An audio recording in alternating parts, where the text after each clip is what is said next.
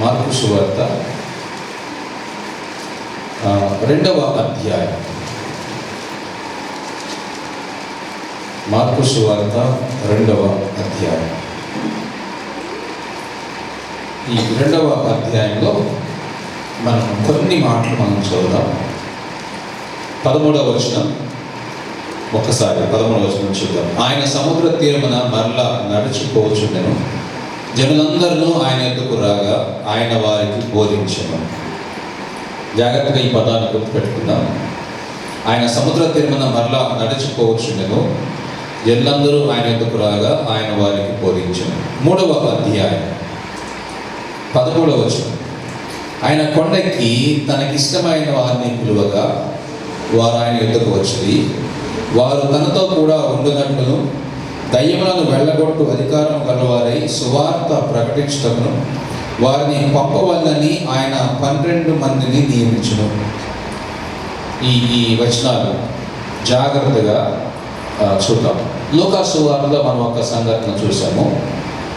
ఇప్పుడు మార్కు సువార్తలో ఇంకొక సంఘటన చూసాము. ఏంటది? ఆయన సముద్రం నడిచిపోతూ ఉన్నాడు. అక్కడ అనేక మంది ఆయన గమనించారు, వారికి బోధించాడు. అక్కడ స్వస్థపరిచాడు, ఇక్కడ బోధించాడు. 3వ దాంట్లో ఆయన కొంతమంది ఏర్పరచుకున్నాడు. ఆ తర్వాత 4వ సంగతి చూద్దాం. మార్కు సువార్త 3వ అధ్యాయం 21వ వచనం చూద్దాం. ఆయన ఇంటి వారు సంగతి విని ఆయన మత్తి చలించి ఉన్నదని చెప్పి ఆయనను పట్టుకొని పోయేది. ఏమన్నా జాగ్రత్తగా ఉంటారు కదా. 4వది, ఆయన ఇంటివారు. ఎవరు ఇంటివారు? యేసయ్య ఇంటివారు. అంటే ఆయన తమ్ముళ్ళు, వాళ్ళ అమ్మ, ఇంత బంధువులు అయినచ్చు వాళ్ళు కూడా ఆయన మత్తి చెల్లించి ఉన్నదని చెప్పి ఆయనను పట్టుకోవడానికి వచ్చారండి యేసయ్య. ఓకే, ఈ మాటల్లో నుంచి కొన్ని సత్యాలు ఈరోజు మనం తెలుసుకుందాం. తలలో నుంచి చిన్న ప్రార్థన చేద్దాం. మా తండ్రి, మీకు వందనాలు. మీ సన్నిధి మాతో కూడా వచ్చినందుకు వందనాలు. దేవా, మీరు ఇక్కడ మా అందరినీ గమనిస్తున్నందుకు వందనాలు. దేవా, మా యొక్క చర్యలు, మా పనులు, మా క్రియలు ఈ సన్నిధిలో మరి భయముతోనూ భక్తితోనూ ఉండడానికి సహాయం చేయండి. దేవా, నీవు నమ్మదగిన దేవుడవు, మాట్లాడే దేవుడవు.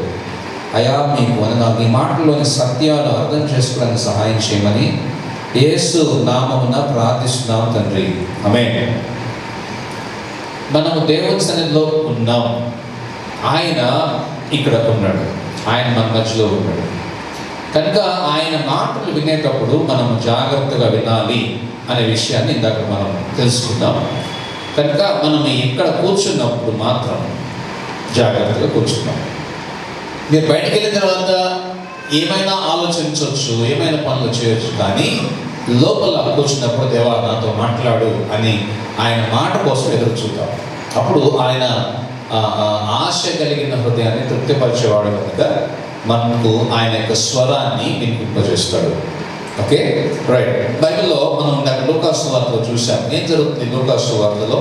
ఒకసారి అక్కడికి వెళదాం. మళ్ళా లూకా సువార్త 4వ అధ్యాయంలో ఆయన ఏం చేస్తున్నాడు అంటే ఆయన వాక్యము అధికారముతో బోధించాడు. ఆయన బోధిస్తూ ఉన్నాడు. ఆ తర్వాత బోధ విన్న వారందరూ ఆశ్చర్యపోయేటటువంటి సంఘటన వాళ్ళకి తెలిసింది. ఎందుకంటే అంతకుముందు ఎవరు కూడా బహుశా అట్లాగున్న వాక్యాన్ని బోధించి ఉండరు.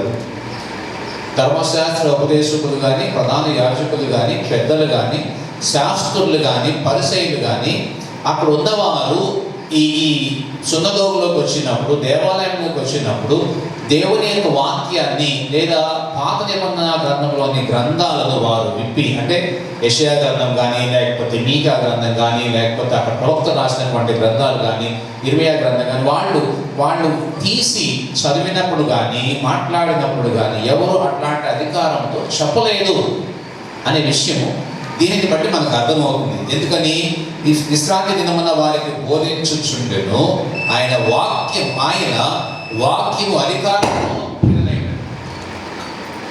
వాక్యము అధికారముతో కూడినదై ఉంటుంది కనుక వారు ఆయన బోధకు ఆశ్చర్యపడిరి.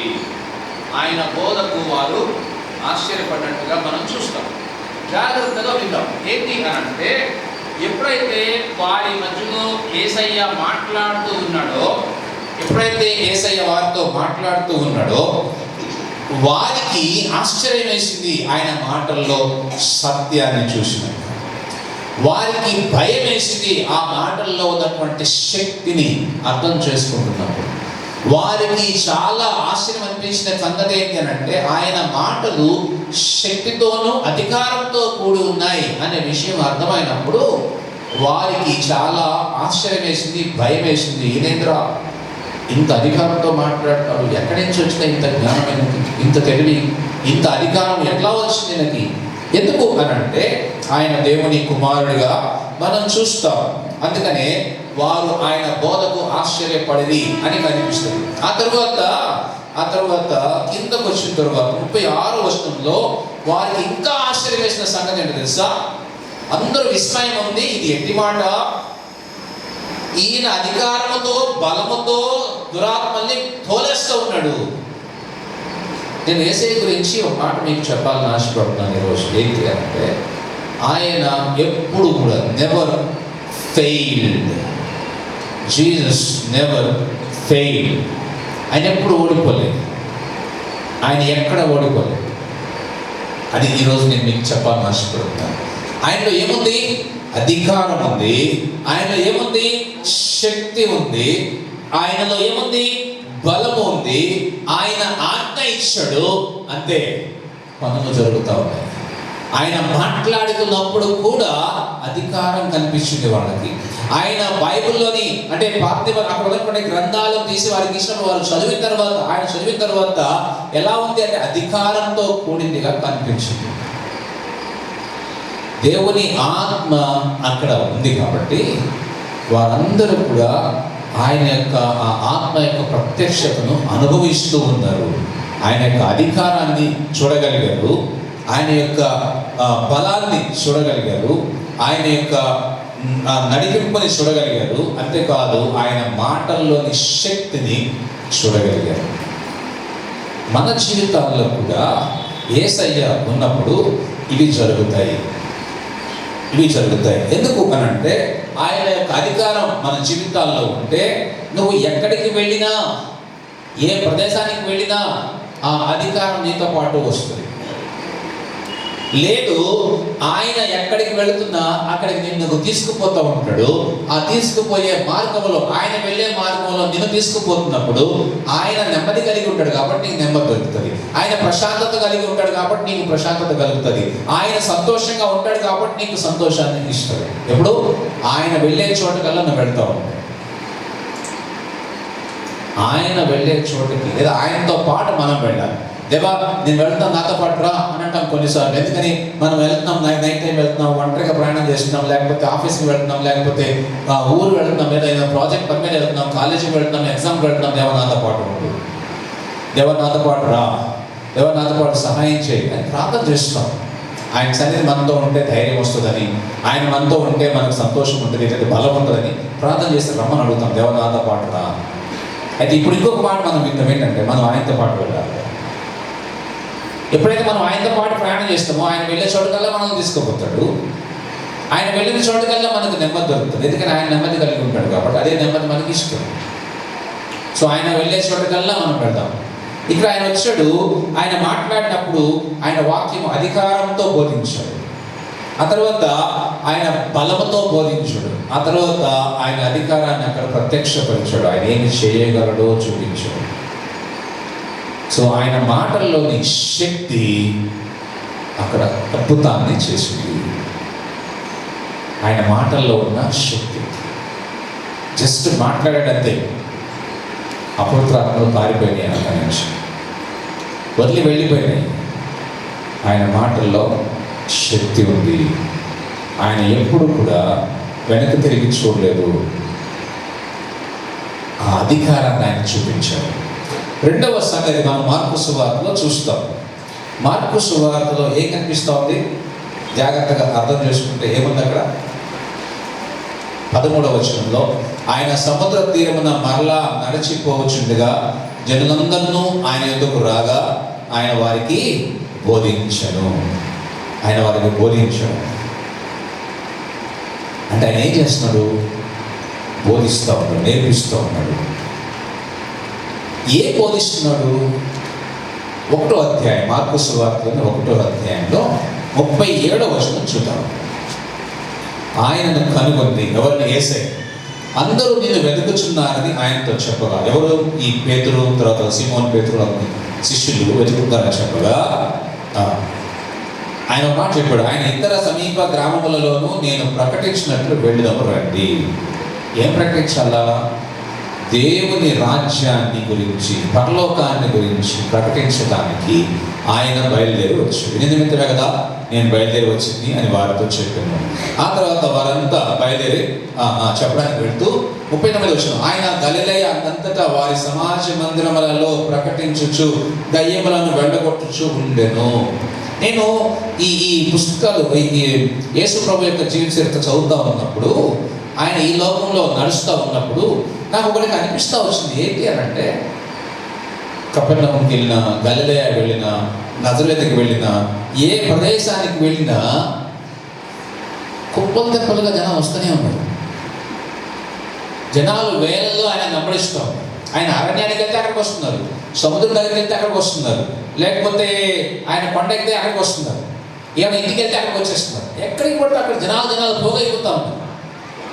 ఏంటి సంగతి అని అంటే, వారందరూ చాలా మందిని నేను అక్కడ వాటిలో చదువుతాను, చాలా మంది ఆయన దగ్గరకు వచ్చేవాడు అనారోగ్యంతోనూ, లేకపోతే దెయ్యాల పట్టు, లేకపోతే అవసరాలతోనూ వచ్చేవాడు కనిపిస్తుంది. చాలా మంది ఆయన ఎక్కడికి వెళ్తే అక్కడ వారిని బాగు చేసేది అన్నాడు, స్వస్థపరిచాను, దెయ్యాలను వదలగొట్టేదని కనిపిస్తుంది. ఆయన ఎక్కడ కూడా సారీ నేను చేయలేను, ఇది చేయలేను అని అనలేదు, ఇది నాకు చేత కాదు అని అనలా. ఆయన దగ్గరకు వచ్చిన ప్రతి ఒక్కరిని ఆయన బాగు చేస్తూ వచ్చాడు. ఆయన ఎక్కడ కూడా ఫెయిల్ అయినట్టుగా కనిపించలేదు బైబిల్లో. ఆయన ఎక్కడ కూడా నేను చేయలేను అన్నట్టుగా చూపించలేదు. బోధకుడా, నీకు ఇష్టమైతే, నీకు సాధ్యమైతే అని ఒక మాట ఒక ఆయన అడగానే, నాకు ఇష్టమే, నమ్మితే ఇది జరుగుతుంది, నువ్వు నమ్మితే నీకు జరుగుతుంది, నేను చేయగలను అన్నాడు. నేను ఇది చేయగలను. దురాత్మ పడినటువంటి చిన్నపాటిని తీసుకుని ఒక తండ్రి వస్తే, అయ్యా నీ శిష్యు దగ్గరికి వచ్చాం, అయ్యా నీ శిష్యు దాన్ని వదలగొట్టలేకపోయారు, కాబట్టి నువ్వే ఏమైనా చేస్తావా? నీ వల్ల అయితే చెయ్యి. నా వల్ల అవటం ఏంటి? నా వల్ల కానిది ఏదైనా ఉందా? నమ్ముట నీ వల్ల అయితే నమ్మువానికి సమస్తము సాధ్యమే అని ఆయన మాట అక్కడ చూపిస్తాడు. నువ్వు నమ్ముతావా? అయితే జరుగుతుంది. ఎందుకని? ఆయనకు సమస్తము సాధ్యమే అని చెప్పాడు. ఆయన యొక్క అధికారాన్ని మనం చూడగలుగుతాం బైబిల్లో. యేసు ప్రభు దగ్గరికి వచ్చినటువంటి మనము ఆయన అధికారాన్ని తెలుసుకోవాలి. యేసు దగ్గరికి వచ్చిన మనము ఆయన ఎంత శక్తిమంతుడో అర్థం చేసుకోవాలి. ఒకసారి వాటిని చూద్దాం. ఓకే, బైబిల్లో ఆదికాండం 1వ అధ్యాయం తీద్దాం. ఆదికాండం 1వ అధ్యాయం 1వ వచనాలు చూద్దాం. ఏముంది అక్కడ? జాగ్రత్తగా దాన్ని గమనిస్తే, ఆది యందు దేవుడు భూమిని ఆకాశములను సృజించెను. భూమిని చేశాడు, తర్వాత ఆకాశాలను చేశాడు. ఆ తర్వాత భూమిని ఎట్లా ఉంది? అప్పుడు ఆయన చేసిన ఫస్ట్ టైం ఎట్లా ఉంది? దానికి ఆకారం లేకుండా ఉంది. ఆ తర్వాత దాన్ని ఆయన ఆకారాన్ని ఇచ్చాడు అని మనం అర్థం చేసుకోగలుగుతాం. ఎందుకని? భూమి నిరాకారముగా ఉంది, శూన్యంగా ఉంది, చీకటి అగాధ జలములు దాని మీద కప్పి ఉన్నాయి. అంటే ఆ సీన్ మనం ఒకసారి జ్ఞాపకం చేసుకుంటే, అక్కడ ఏమీ లేదు, అంత చీకటి కనిపిస్తుంది, అంత ఎంటీగా ఉంది, ఖాళీగా ఉంది, వెలుగు కూడా లేదు, ఒక పరలోకంలో ఆయన మాత్రం ఉన్నాడు. సో అట్లాంటి సిచ్యువేషన్లో ఆయన ఏం చేస్తున్నాడు? భూమిని ఆకాశాలను సృష్టించాడు. ఆయన ఎక్కడున్నాడో ఎవరికి తెలియదు. ఆయన పైన ఉండి కింద సృష్టిని చేస్తూ ఉన్నాడు. సో ఇప్పుడు ఆయన సృష్టికి బయట ఉన్నాడు, ఆయన సృష్టిలో లేడు. కాబట్టి ఆయన ఎవరు చేయలేదు, ఆయన ఉన్నాడు అంతే. దేవా నువ్వు ఎప్పటి నుంచి ఉన్నావా అంటే ఉన్నాను అన్నాడు. నువ్వు ఎప్పటి నుంచి ఉన్నావు? ఉన్నాను అంతే, ఉన్నాను అంతే. అందుకే ఆయనకి పేరు ఉన్నాను అనేవాడు అని పేరు. ఉన్నాను అనేవాడు నిన్ను పంపించాడని చెప్పు అని మోషేతో చెప్తాడు. ఆయన పేరు ఉన్నవాడు అంతే. ఉన్నాడు, ఉంటాడు, ఎప్పటికీ ఉంటాడు. సో ఇక్కడ మనం చూస్తాము, ఆది యందు దేవుడు భూమి ఆకాశాలను సృజించాడు. ఆ తర్వాత మనం చదువుకుని వెళ్తే 3వ వచనంలో వెలుగు కమ్మని పలుకగా వెలుగు కలిగింది. ఆ తర్వాత 5వ వచనం వెలుగునకు పగలని చీకటికి రాత్రిని వేరు చేశాడు. ఆ తర్వాత 6వ వచనం దేవుడు జలముల మధ్య ఒక విశాలము కలిగి జలముల వేరుపరచుగాని కాకని పలికెను. ఆ తర్వాత 9వ వచనం దేవుడు ఆకాశం క్రింద జలములు ఒక్క చోటనే కూర్చబడి ఆరిన నేల కనబడు కాకని పలుకగా అలాగైంది. ఆ తర్వాత మనం ఇంకొక చదువుకుంటూ వస్తే 11వ వచనం దేవుడు గడ్డిని విత్తనములు ఇచ్చి చెట్లను భూమి మీద తమ జాతి ప్రకారం తమలో విత్తనములు గల ఫలమిచ్చి ఫలవృక్షములను భూమి మొలిపించిన కాకని పలుకగా ఆ ప్రకారం ఆయను. ఆ తర్వాత కిందకి వచ్చేద్దాం. 14వ వచనం దేవుడు పగటిని రాత్రిని వేరుపరచినట్టు ఆకాశ విశాల మధ్య జ్యోతులను కలుగా కానీ అవి సూచనలను కాలములను దినములను సంవత్సరములను సూచించటకే ఉండుగా అని చెప్పాడు. ఎప్పుడు? అప్పుడే. సో ఇప్పుడు సూర్యుడు రాగానే మనకు దినం మొదలైంది అని అంటాం, చంద్రుడు రాగానే ఓ దినం అయిపోయింది అని అంటాం. లెక్కలు అనమాట ఇవన్నీ దేవుడు అక్కడి నుంచే చేసి ఉంచాడు. సో ఆ కింద చదువుకుంటూ వస్తే మనం ఇంకా చదువుకుంటూ పోతే ఏం కనిపిస్తుంది అక్కడ? 16వ వచనం దేవుడు ఆ 2 గొప్ప జ్యోతులను అనగా పగటిని ఏళ్ళకు పెద్ద జ్యోతిని రాత్రి ఏళ్ళకు చిన్న జ్యోతిని నక్షత్రాలను చేసాను. ఆ తర్వాత ఇంకా మనం చదువుకుంటే కిందకు వచ్చేస్తే ఆ తర్వాత వచనాల్లో 20వ వచనం జీవము కలిగి చలించు వాటిని జలములు సమృద్ధిగా పుట్టించినగా కానీ పక్షులు భూమిపైన ఆకాశ విశాలంలో ఎగురుందగా కానీ పలికెను. జాగ్రత్తగా ఈ పదాలన్నీ వినండి. ఎందుకు నేను చెప్తానంటే, నేను ఏదో పిల్లలకి సృష్టి కథ చెప్పినట్టు కాదు నేను చెప్తుంది. దేవుని యొక్క మాటలోని శక్తి ఏం చేస్తుందో నేను చెప్తున్నాను.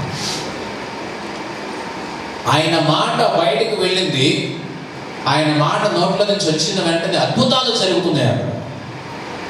ఆయన మాటలో ఏముంది? ఇప్పుడు శక్తి ఉంది. ఆయన మాట తేలిక వెనక్కి రాలే, పని చేస్తూనే ఉంది. స్టిల్ ఇప్పటికీ పని చేస్తూనే ఉంది.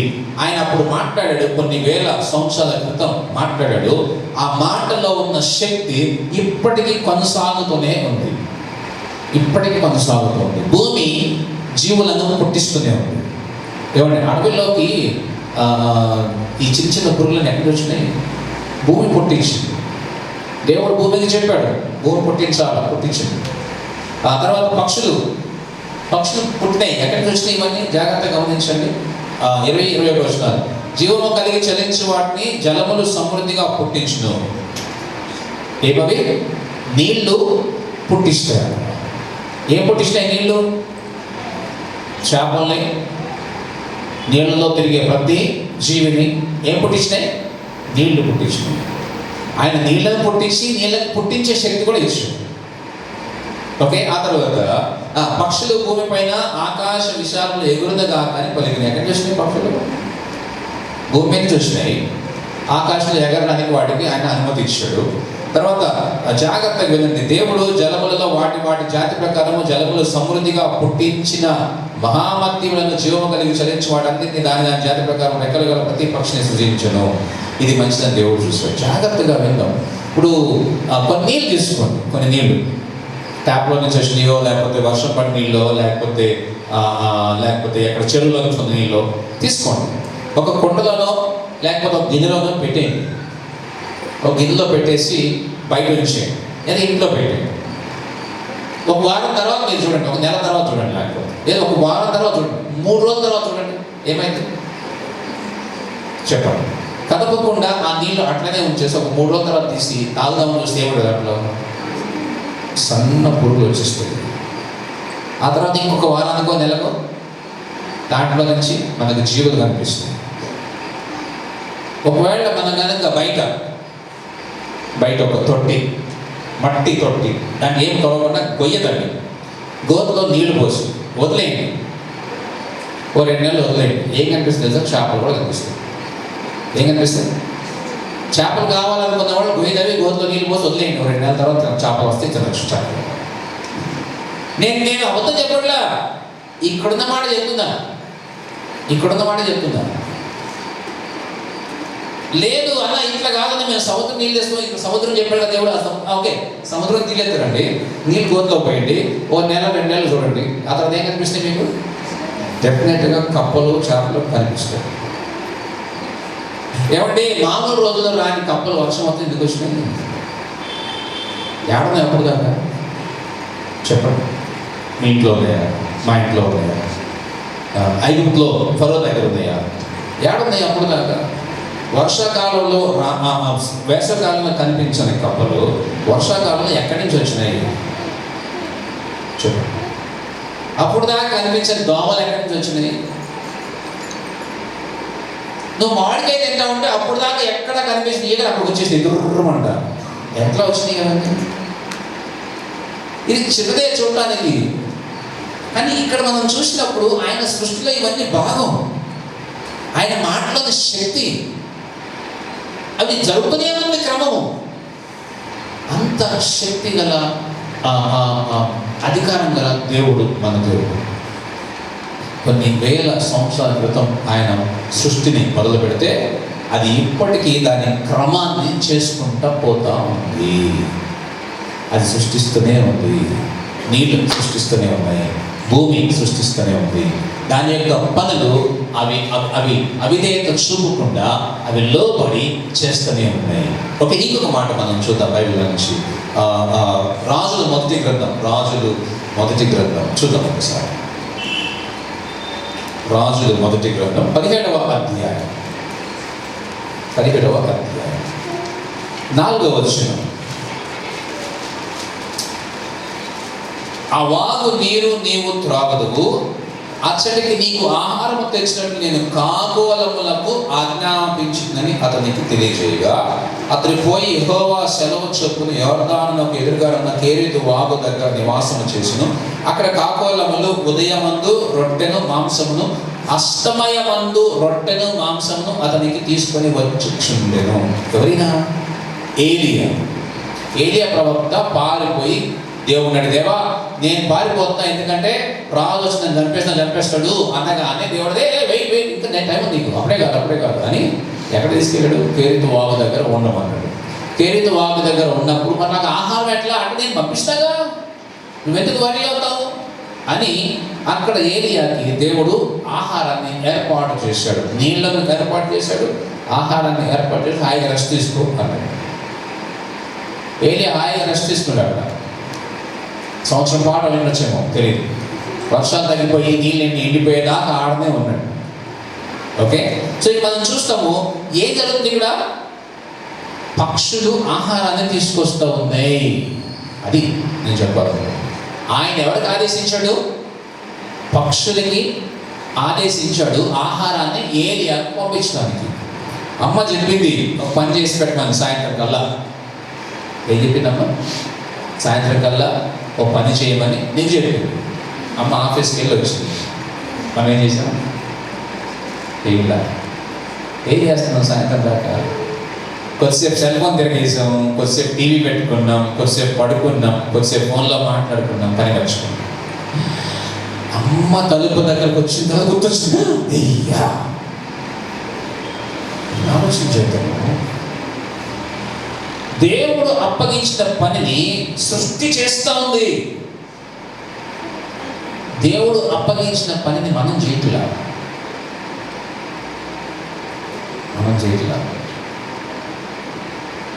జాగ్రత్త. తర్వాత అదే పోతాం. ఇంకొకటి యోనా గ్రంథం మొదటి అధ్యాయం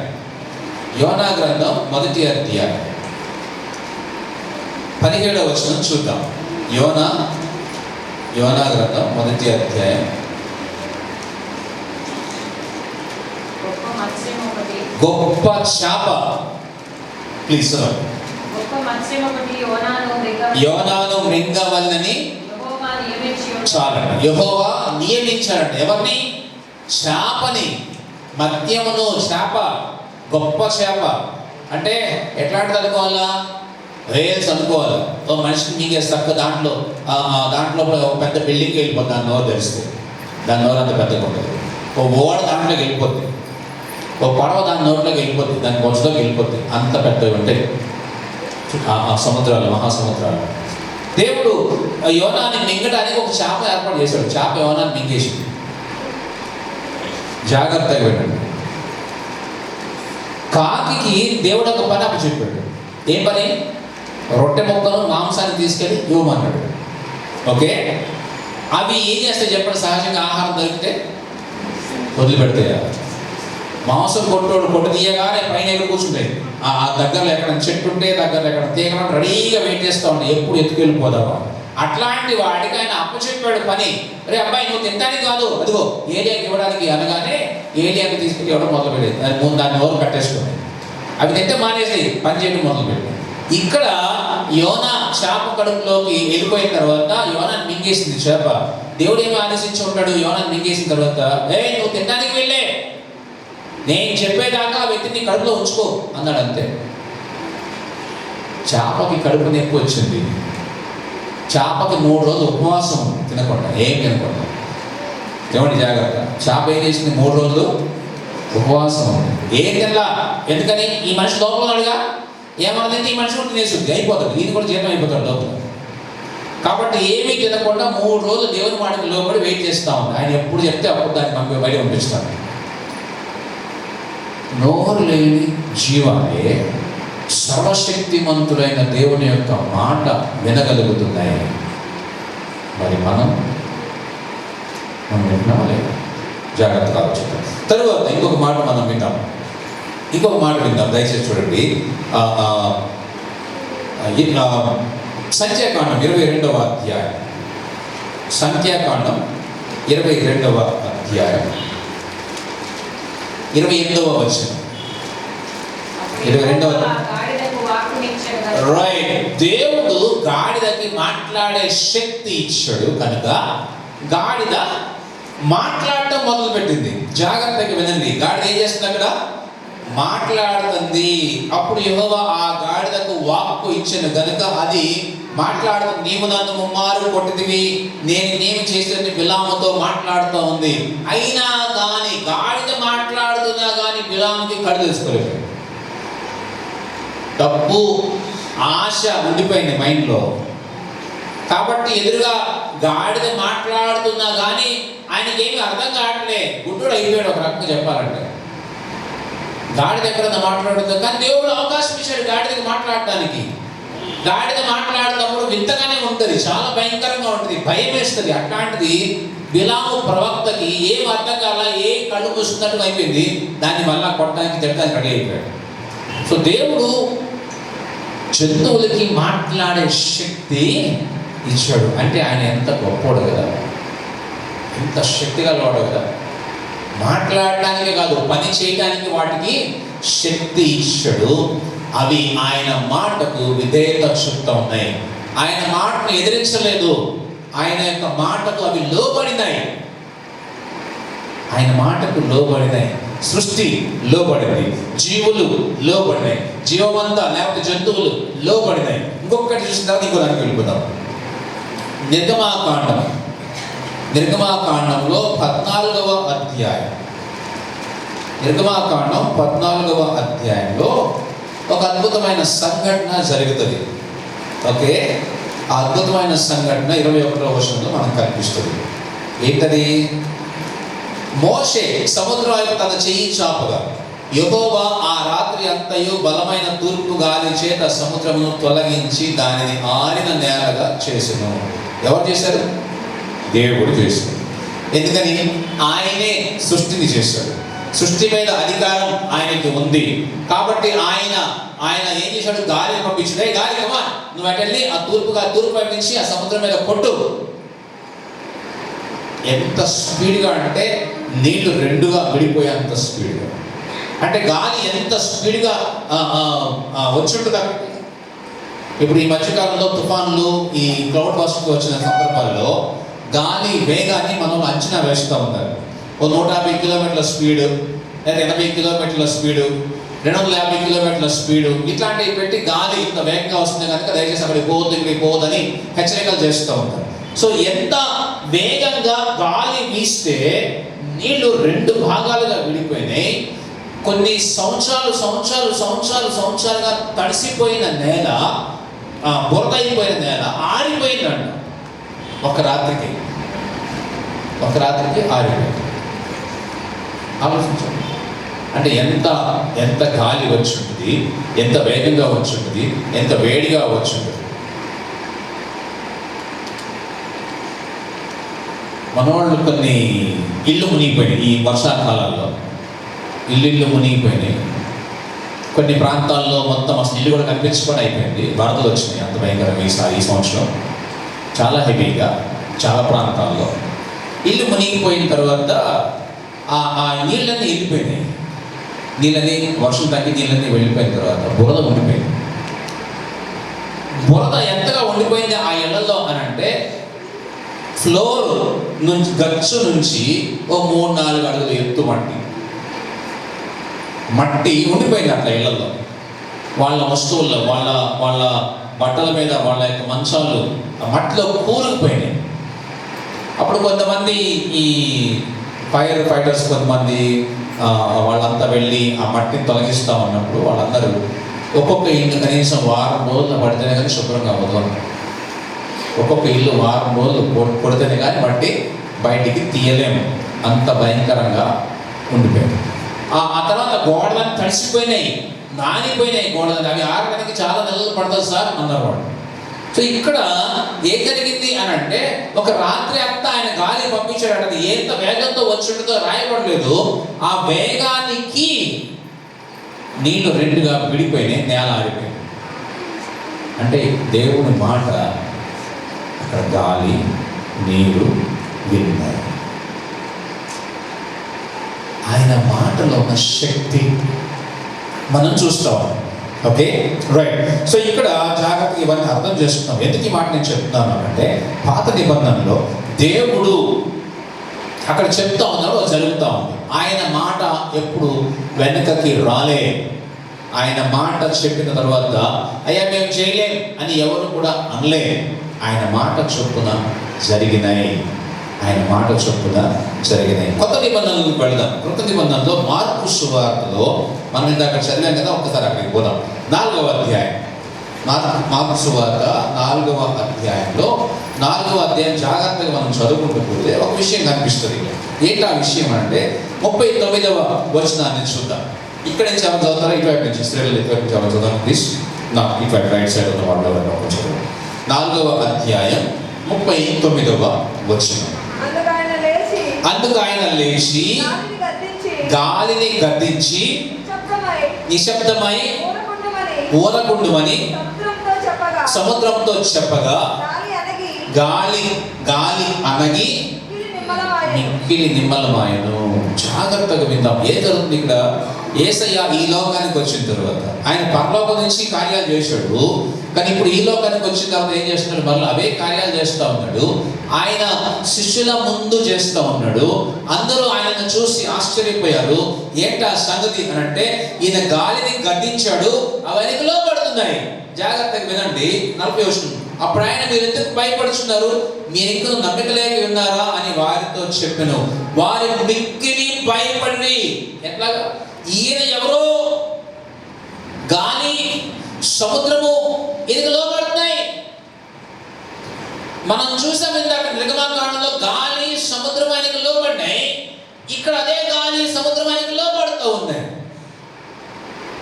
ఆయన సృష్టికర్త, అది ఆయనకు లోపడాల్సిందే. నేను లోపడను అంటానికి వీల్లేదు. పిల్లలారా, ఎవరొస్తారా జాగ్రత్త. అమ్మ నాన్నకు లోపడాల్సిందే. అర్థమైందా? అమ్మ నాన్నకు లోపడాల్సిందే. నా ఇష్టం అంటానికి వీల్లేదు. నువ్వేంటా చెప్పేది అంటానికి వీల్లేదు. నాకు తెలుసులే అంటానికి వీల్లేదు. జాగ్రత్త.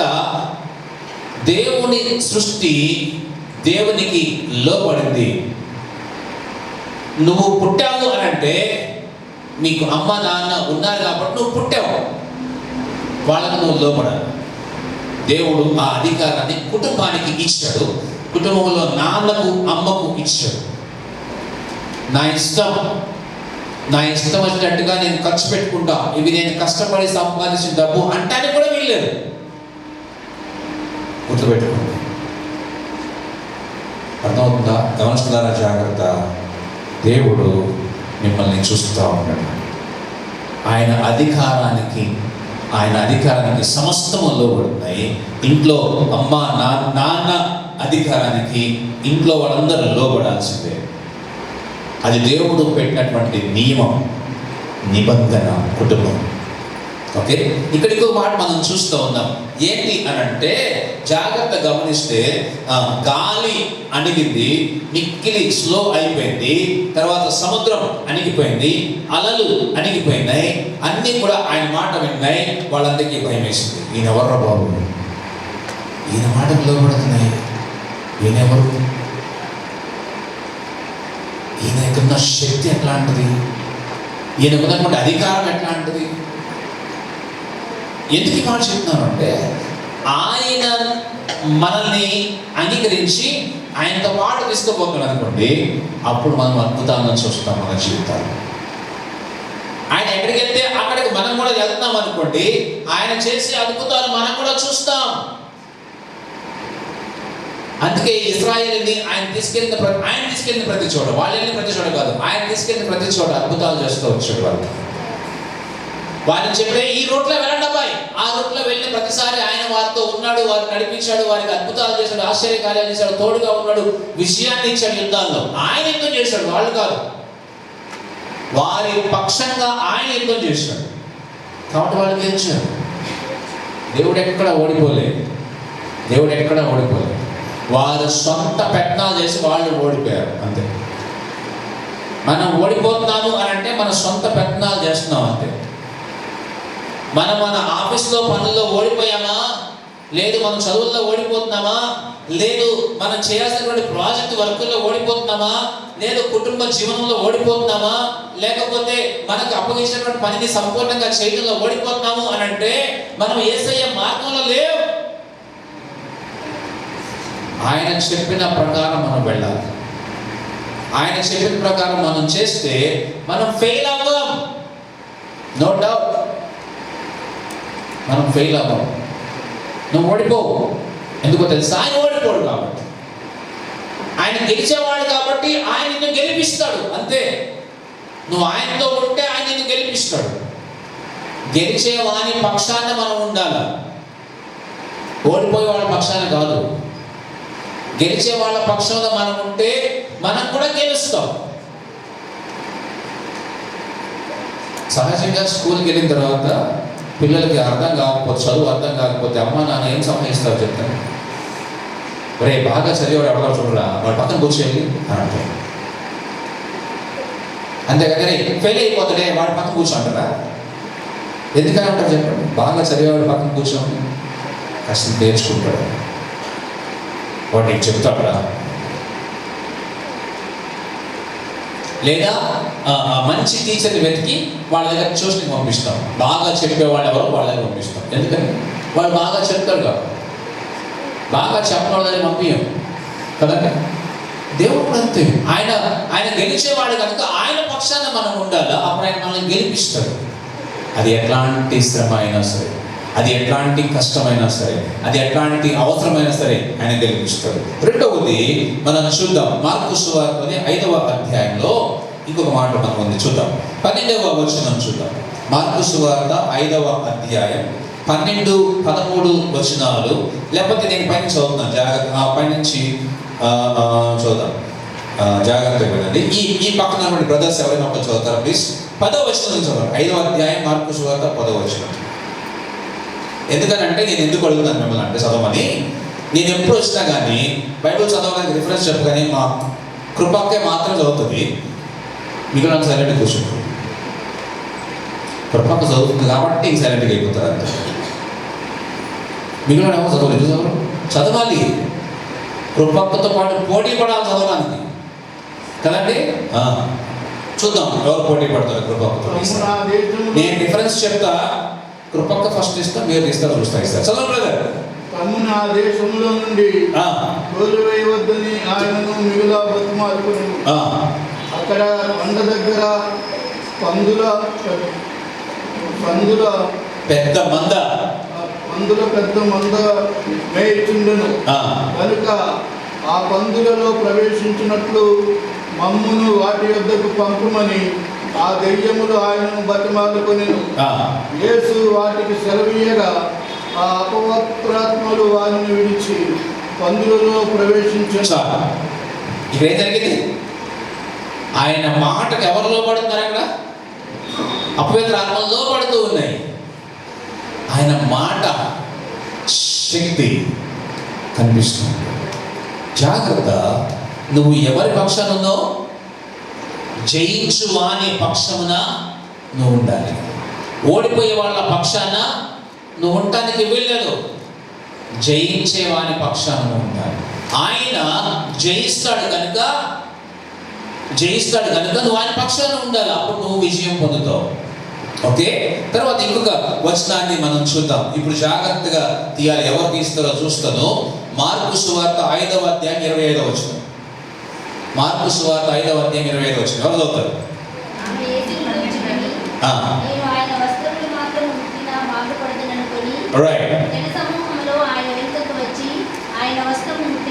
రైట్. ఇక్కడ జాగ్రత్తగా వినండి. ఇక్కడ ఏం కనిపిస్తుంది అని అంటే, ఒక ఆమె వచ్చింది, చాలా అనారోగ్యంతో ఉంది, చాలా సంవత్సరాలుగా బాధపడింది, డబ్బులన్నీ ఖర్చు పెట్టి చాలా హాస్పిటల్ తిరిగింది, ఇంకా అన్నీ అయిపోయినాయి, డబ్బులన్నీ అయిపోయినాయి, ఇంకా ఆమె దగ్గర డబ్బులు ఏమీ లేవు, ఆస్తి మొత్తం పోయింది, అంతా పోయింది, ఆరోగ్యం కూడా పాడైపోయింది. చివరాగానే దేవుని దగ్గరకు వచ్చింది. ఈయన దగ్గరికి వెళ్ళి కనీసం వస్త్రమన్నా ముట్టుకుంటే బాగవుతానేమో అని కొంచెం విశ్వాసంతో బయలుదేరింది. కొంచెం విశ్వాసంతో బయలుదేరి ఆమె యేసయ్య దగ్గరకు వచ్చి కొంచెం ఆయన గుడ్డ ఆ చొక్క చివరి అంచు అట్లా ముట్టుకుంది. అంతే. బహుశా ఇట్లా పట్టుకుంటుందో లేకపోతే తాకుంటుందో లేకపోతే తగిలింటుందో తెలియదు, కానీ మొత్తానికి ఆమె పట్టుకుంది. స్వస్థత వచ్చింది. అంటే ఆయన దగ్గరికి వచ్చిన వారందరికీ ఏం దొరికింది? విడుదల దొరికింది. విడుదల. ఆయన మాటలో శక్తి మాత్రమే కాదు, ఆయన వస్త్రాలలో కూడా శక్తి ఉంది అని అక్కడ మనం చూస్తాం. అంత శక్తి గల దేవుడు. అయితే ఇక్కడ గుర్తుపెట్టుకోండి, ఆయన ఇంకో మాట చెప్పాడు, అమ్మా నీ విశ్వాసం నిన్ను స్వస్థపరిచింది అని అంటాడు. అయితే ఆయన చుట్టూ ఏముంది? ప్రభావం ఉంది, శక్తి ఉంది. ఆ శక్తిలోనికి ఆమె ప్రవేశించింది కాబట్టి స్వస్థత వచ్చింది. ఆ ప్రభావం ఉన్నటువంటి ప్రదేశంలోనికి ఆమె ప్రవేశించింది కాబట్టి ఆమెకు విడుదల దొరికింది. ప్రియమైన సంగమా, మన యొక్క జీవితంలో మనం దేవునికి లోబడినప్పుడు, ఆయన మాట ప్రకారం నడిచినప్పుడు, ఆయన చెప్పినట్లుగా చేసినప్పుడు, ఆయన ఆజ్ఞ ప్రకారం మన జీవితంలో మనం నడుచుకున్నప్పుడు మనం కూడా విజయం సాధిస్తాం. ఓడిపోము. వ్యాపారంలో ఓడిపోము, లేకపోతే ఉద్యోగంలో ఓడిపోము, ప్రాజెక్టులో ఓడిపోము, చదువుల్లో ఓడిపోము. ఎందుకో తెలుసా? నువ్వు ఆయన చెప్పినట్లుగా నడుచుకుంటే, ఆయన చెప్పిన ప్రకారం జీవిస్తే, ఆయన ఆజ్ఞలకు లోబడి ముందుకు వెళ్తే తప్పకుండా విజయాన్ని సాధిస్తావు. ఆయన జ్ఞాన సంపన్నుడు. ఆయన జ్ఞానం ఇస్తాడు. ఆయన దగ్గర అనేక రకాల ఆలోచనలు ఉన్నాయి. ఆయన నీకు ఆలోచన ఇస్తాడు. వ్యాపారం చేస్తున్నావా? అభివృద్ధి రావట్లేదా? ఆయన దగ్గరకు రా. ఆలోచన కర్త ఆయన. నీ కొత్త థాట్ ఇస్తాడు, కొత్త ఐడియా ఇస్తాడు. నీ వ్యాపారంలో నువ్వు ముందుకు వెళ్తాను, నీ ఉద్యోగంలో నువ్వు ముందుకు వెళ్తాను. దేవుని దగ్గరకు వస్తే సమస్తము సాధ్యమే. చివరిగా ఇంకొక మాట మనం చూద్దాం. జాగ్రత్తగా వినండి. మన గురించి ఏం జరుగుతుంది అని కనుక ఆలోచన చేస్తే, రోమాపత్రిక 8వ అధ్యాయంలో ఏం జరుగుతుందో చూద్దాం ఒకసారి. రోమాపత్రిక 8వ అధ్యాయం.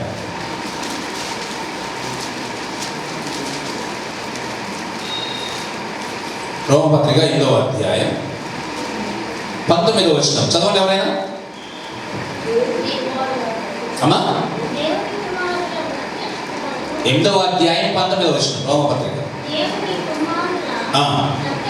ప్రత్యక్షత కొరకు సృష్టి మిగుల ఆశతో తేరి చూచుచు కనిపెడుతున్నాం. అంటే ఎవరి కోసం? మన కోసం. ఏం చేయడానికి? మనం కూడా అద్భుతాలు చేయడానికి. ఏం చేయడానికి? మనం కూడా ఆశ్చర్యకార్యాలు చేయడానికి. ఏం చేయాలి? మనం కూడా లోబడటానికి దేవునికి. ఎవరైతే చూస్తున్నారు? సృష్టి చూస్తా ఉంది. అయ్యా నీ బిడ్డలు కదా, నీ బిడ్డలందరూ అద్భుతాలు చేస్తే మేము చూడాలనుకుంటున్నాం. నువ్వు అద్భుతమైనటువంటి స్థితిలోనికి వెళ్ళాలని సృష్టి చూస్తూ ఉంది. నువ్వు ఉన్నతమైన స్థితిలోనికి వెళ్ళాలని దేవుని యొక్క సృష్టి ఎదురు చూస్తూ ఉంది. ఎందుకని? నిన్ను బట్టి ఆయన నామము మహిమపరచబడుద్ది కాబట్టి. నిన్ను బట్టి ఆయన నామము ఘనత పొందుద్ది కాబట్టి సమస్తం ఎదురు చూస్తూ ఉన్నాయి. సో దేవుని కుమారులు అంటే ఎవరండి? మనం ఆయన బిడ్డలు, ఆయన కుమారులు, ఆయన కుమార్తెలు, ఆయన ఏర్పరచుకున్నవాడు కనుక ఆయన కొరకు గొప్ప కార్యాలు చేసేవాళ్ళగా ఉండాలి. తర్వాత యేసయ్య ఆయన చేసినటువంటి కార్యాలలో కొన్ని 2 మాటలు నేను చెప్పి ముగిస్తాను. మనం ఒకసారి చూద్దాం. మత్తయి సువార్త 11వ అధ్యాయం. మత్తయి సువార్త 11వ అధ్యాయం. సహోదరుల గురించి ఎవరైనా ఒక చదవండి ప్లీజ్. 11వ అధ్యాయం 28వ వచనం. మత్తయి సువార్త 11వ అధ్యాయం 28వ వచనం చదువుతారు ఎవరైనా? ఏముంది అక్కడ? ప్రయాసపడి భారం మోసుకొనుచున్న సమస్త జనులారా నా యొద్దకు రండి. చాలండి. యేసయ్య ఏం మాట్లాడుతున్నాడు? ఎవరు రమ్మంటున్నాడు? ప్రయాసపడి భారం మోస్తున్న వాడు నా దగ్గరికి రావాలి. ఏం భారం? కుటుంబ భారం, ఉద్యోగ భారం, అప్పుల భారం, అనారోగ్యం భారం, కష్టాల భారం, సమస్యలతో ఉన్న భారం, రకరకాల భారాలతో రకరకాల బాధలతో ఉండిపోయిన వాళ్ళు నా దగ్గరకు వస్తే నేను మీకు నెమ్మదిస్తాను. ఆ మాట మనం చూద్దాం. ఎట్లా ఉందంట? ప్రయాసపడి భారము మోసుకొని సమస్త జనులారా నా దగ్గరకు రండి, నేను మీకు విశ్రాంతినిస్తాను, నేను నీకు నెమ్మదిస్తాను. నా దగ్గరకు వస్తే ఆయన దగ్గరికి వచ్చిన వాళ్ళందరూ కూడా ఎప్పుడు ఫెయిల్ అవ్వలేదు. నేను దేవుని దగ్గరికి వచ్చాను, నాకు నెమ్మది దొరకలేదు అన్నమాట ఎవరు లేడు ఈ లోకంలో. నేను దేవుని దగ్గరకు వచ్చాను, నాకు సంతోషం దొరకలేదు అన్నవాళ్ళు లేరు. నేను దేవుని దగ్గరకు వచ్చాను, నాకు నెమ్మది అనేది దొరకలేదు అన్నవాళ్ళు లేరు. నేను దేవుని దగ్గరకు వచ్చాను, నేను అప్పులు పాలైపోయాను అన్నవాళ్ళు లేరు. ఎందుకో తెలుసా? ఆయన దగ్గరకు వస్తే ఆయన విడుదల ఇస్తాడు. ఆయన దగ్గరకు వస్తే ఆయన నెమ్మది ఇస్తాడు. ఆయన మాట చెప్పాడు, ఆ మాట ఇప్పటికీ నెరవేరుతూనే ఉంది. అది ఫెయిల్ అవ్వలా, అది కొనసాగుతూనే ఉంది. నువ్వు వస్తే అనుభవిస్తావు. ఓకే.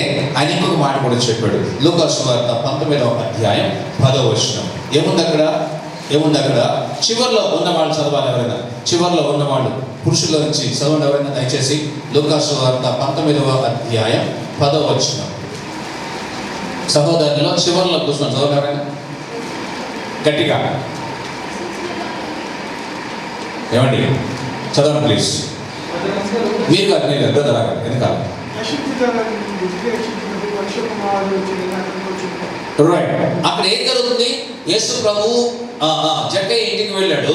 జక్కయ్యతో మాట్లాడిన తర్వాత జక్కయ్యకు ఉన్నటువంటి సమస్యల నుంచి విడుదల పొందిన తర్వాత జక్కయ్య ప్రశాంతత పొందుకున్నాడు. జక్కయ్యకు అప్పుడు దాకా నెమ్మది లేదు, అప్పుడు దాకా సంతోషం లేదు, అప్పుడు దాకా చాలా వేదంతో బాధల్లో ఉన్నాడు. డబ్బులున్నాయి, సంతోషం లేదు, డబ్బులున్నాయి, ఆనందం లేదు, తన చుట్టూ అనేక మంది పనులు ఉన్నారు కానీ సంతోషం లేదు. కానీ ఎప్పుడైతే యేసయ్య వచ్చాడో ఆనందం వచ్చింది, సంతోషం వచ్చింది, ఆ బాధ అంతా పోయింది, హ్యాపీగా ఉన్నాడు. ఇప్పుడు యేసయ్య మాట్లాడుతాడు, నశించిన దానిని వెతికి రక్షించడానికి ఎవరు వచ్చాడు? మనిషి కుమారుడు వచ్చాడు. మనం దాన్ని చదివాం కదా. బాధలో ఉన్నవాడు లేకపోతే నెమ్మది కావాలనుకున్నవాడు నా దగ్గరకు వస్తే నేను నీకు నెమ్మదిస్తానన్నాడే, దాని అర్థం అదే. ఆయన నశించిన దానిని వెతికి రక్షించడానికి మన కోసం ఇలా కనిపించాడు. మనం పాపంలో పడి నశించిపోతా ఉన్నాం, దురాశలతో పడి నశించిపోతా ఉన్నాం, ఆశతో పడి నశించిపోతా ఉన్నాం. ఆశ మన జీవితాన్ని నాశనం చేస్తూ ఉంది. డబ్బు ఆశ జీవితాన్ని నాశనం చేస్తూ ఉంది. ఆరోగ్యం ఆశ మన జీవితాన్ని, మన ఆర్థిక ఇబ్బందులు ఇంకా పెంచుతూ ఉంది. ఆరోగ్యం అక్కడ వస్తే ఆరోగ్యం ఉంటుందంట, ఇక్కడికి వెళ్తే ఆరోగ్యం ఉంటుందంట. ఎవరు చెప్పారు ఇవన్నీ? యూట్యూబ్ ఛానల్ చూస్తాం మనం కదండి. యూట్యూబ్లో ఒకళ్ళు చెప్తారు ఏమనంటే, నువ్వు తెల్లవారుజామున 3 గంటలు లేస్తే అసలు నీ జీవితమే మారిపోతున్నాను. ఒక తెల్లవారుజామున 3 గంటలు లేచి ప్రార్థన చేసి జీవితమే మారిపోతుంది. రోజు ప్రార్థన చేద్దాం? 3 గంటలకే ప్రార్థన చేయాలా? ఎక్కడ రాస్తుందా బైబిల్లో? 3 గంటలు లేచి ప్రార్థన చేసి జీవితం మారిపోతుంది అన్నాడు యేసయ్య ఎక్కడన్నా? ఏమంటే లేదు, మీరు మా దగ్గరకు వస్తే మీకు ఆరోగ్యం దొరుకుతుంది, ఆరోగ్యమే ఆరోగ్యం అంటారు కొంతమంది. ఇంకొకటి, నేను ఇచ్చినటువంటి ట్రీట్మెంట్ ఫాలో అయిపోతే అసలు సూపర్గా నువ్వు పరిగెడతావు అంటాడు. ఇంకొక ఆయన రాస్తాడు, నువ్వు మేము ఇచ్చిన ట్రీట్మెంట్ ఫాలో అయితే నువ్వు 5 అడుగులు 2 అడుగులు పెరుగుతావు అని రాస్తాడు. ఆటోల మీద వెనకాల పెద్ద యాడ్స్ ఉంటాయి అన్నమాట. నీకు పొడుగు అవ్వాలనుకున్నావా అని ఒక పెద్ద ఫోటో పెడతాడు, పొడుగైన ఆమెది ఒక ఫోటో పెట్టి ఇక్కడ రాస్తాడు, నువ్వు పొడుగా అవ్వాలనుకున్నావా మా దగ్గరకు రా, మా దగ్గర ట్రీట్మెంట్ ఉంది, జపాన్ ట్రీట్మెంట్. జపాన్ అయితే పొడుగు అయిపోతారు, వాళ్ళు పొట్టోడు. ఇంకా అట్లా ట్రీట్మెంట్ ఉంటే ప్రపంచం అంతా పొడుగు అయిపోరు. ఏమండి పొట్టలు ఎందుకుంటారు? ఇంకా పాపం చెక్కయ్యకి తెలియదు ఆ కాలంలో. మన కాలంలో పుట్టేవాడు, అయ్యా నేను అప్పుడు పుట్టించు అప్పుడన్నా కాస్త పొడుగు అవుతా అనుకునేవాడు. మోసపోవద్దు, దేవుని దగ్గరికి రావాలి. ఎవరి దగ్గరికి రావాలా? దేవుని దగ్గరికి రావాలి. నశించిపోయిన దాన్ని వెతికి రక్షించడానికి, అంటే మన కోసం ఈ లోకానికి యేసయ్య వచ్చాడు, విడిపించడానికి, పాపం నుంచి శాపం నుంచి రక్షణ ఇచ్చి విడిపించడానికి యేసయ్య వచ్చాడు. ఆయన దగ్గరకు వస్తే నెమ్మది దొరుకుతుంది, ఆయన దగ్గరకు వస్తే సంతోషం దొరుకుతుంది, ఆయన దగ్గరకు వస్తే ఆనందం ఉంటుంది. ఓడిపోవడం అనేది లేదు ఆయన దగ్గర. నువ్వు ఆయన దగ్గరకు వస్తే చాలు, విజయాన్ని పొందుతావు. ఆయన దగ్గరికి మొత్తం ఆయన దగ్గర. చివరి వచనాన్ని మనం చూద్దాం దయచేసి. యోహాను సువార్త 18వ అధ్యాయం 25వ వచనం చూద్దాం. చాలా ఉన్నాయి కానీ ఎక్కువ నేను టైం తీసుకోవట్లేదు, నా టైం అయిపోయింది. ఒక్క మాట మనం చదువు ముగించుకుందాం. యోహాను సువార్త 18వ అధ్యాయం 25వ వచనం. ఈ చివరిలో ఉన్న స్త్రీలలో నుంచి ఒక చదవండి ప్లీజ్. ముందు కాదు, వెనకాల వాడు. అమ్మా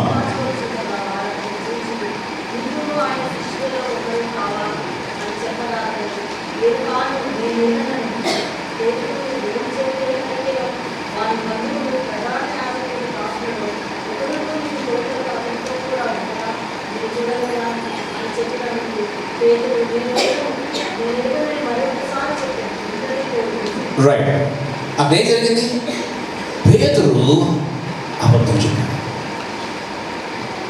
యేసయ్య ముందు చెప్పాడు, పేతురు నీకు నాకు సంబంధం లేదని, నేను ఎవరో తెలియదని నువ్వు 3 సార్లు అబద్ధం చెప్తావు, చూసుకో అన్నాడు. అప్పుడు పేతురు మాట, లేదు లేదు అయ్యా, నేను చచ్చిపోవడం నేను రెడీ అని నీతోటి. పేతురు చెప్పాడు యేసయ్య, లేదు లేదు చూడు, ఈరోజు నువ్వు 3 సార్లు అబద్ధం చెప్పిన తర్వాత కోడికి వస్తుంది, అప్పుడు దాకా కోడి కుయ్యదు అన్నాడు. అంతే. ఆయన మాట యథార్థంగా జరిగింది. ఆయన మాట యథార్థంగా జరిగింది. నీ జీవితంలో ఆయన మాట జరగాలి అని అంటే మనం ఆయనకు లోపడాలి. ఎప్పుడైతే ఆయనకు లోపడతావో ఆయన నిన్ను గెలిపిస్తాడు.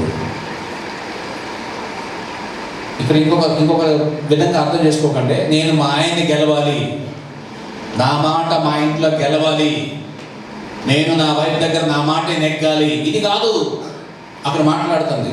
మా అమ్మ నాన్న నా మాటే వినాలి, ఇది కాదు అక్కడ రాస్తుంది. ఆయన అన్నాడు, నువ్వు నా దగ్గరకు వస్తే నీ శ్రమలో నుంచి నీకు విడుదల ఇచ్చి విజయాన్ని ఇస్తుంది. నువ్వు నా దగ్గరకు వస్తే నీ బలహీనతలో నుంచి విడుదల ఇచ్చి విజయాన్ని ఇస్తుంది. నువ్వు జయించలేని బలహీనత ఏదైనా ఉందా, దాని మీద జయాన్ని ఇస్తాడు. ఎట్లాంటి జయం అది, ఎట్లాంటి బలహీనత అది ఆలోచించండి. అది ఎట్లాంటి బలహీనత అయినా సరే, నువ్వు జయించలేని బలహీనత ఏదైనా సరే యేసయ్యకు సాధ్యం. ఆయనకు సాధ్యం. ఎందుకో తెలుసా? ఆయన గెలిచాడు ఈ లోకాన్ని, ఆయన గెలిచాడు మరణాన్ని, ఆయన గెలిచాడు సమస్తాన్ని. ఆయన గెలిచాడు కనుక నువ్వు ఆయన దగ్గరకు వస్తే నీకు గెలవడానికి ఆయన సహాయం చేస్తాడు. ఆయన ఓడిపోలే, ఆయన గెలిచినటువంటి దేవుడు. ఆయన మరణాన్ని గెలిచినటువంటి దేవుడు, లోకాన్ని లోక ఆశల్ని జయించినటువంటి దేవుడు. ఆయన దగ్గరకు వస్తే మనం కూడా లోకాన్ని జయించగలుగుతాం, లోక ఆశల్ని జయించగలుగుతాం, మనం కూడా మరణాన్ని జయించగలుగుతాం. ఆమేన్. తర్వాత మంచి ప్రార్థన చేసుకుంటాం.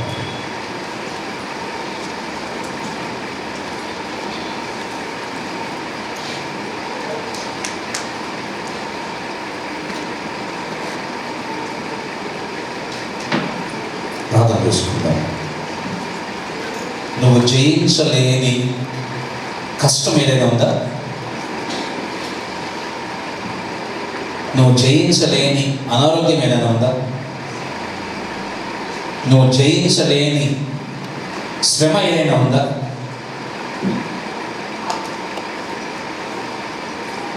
నువ్వు జయించలేని బాధ ఏదైనా ఉందా?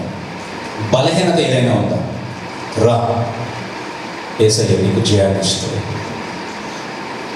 ఒకవేళ టీవీ సీరియల్ని మానలేకపోతున్నావా? లేకపోతే చెడు సహవాసాన్ని, చెడ్డ స్నేహాన్ని విడిచిపెట్టలేకపోతున్నావా? లేకపోతే యూట్యూబ్ని 20 గంటలు చూస్తా, గంటలు టైం వేస్ట్ చేస్తా, దాన్ని జయించలేక వదిలిపెట్టలేక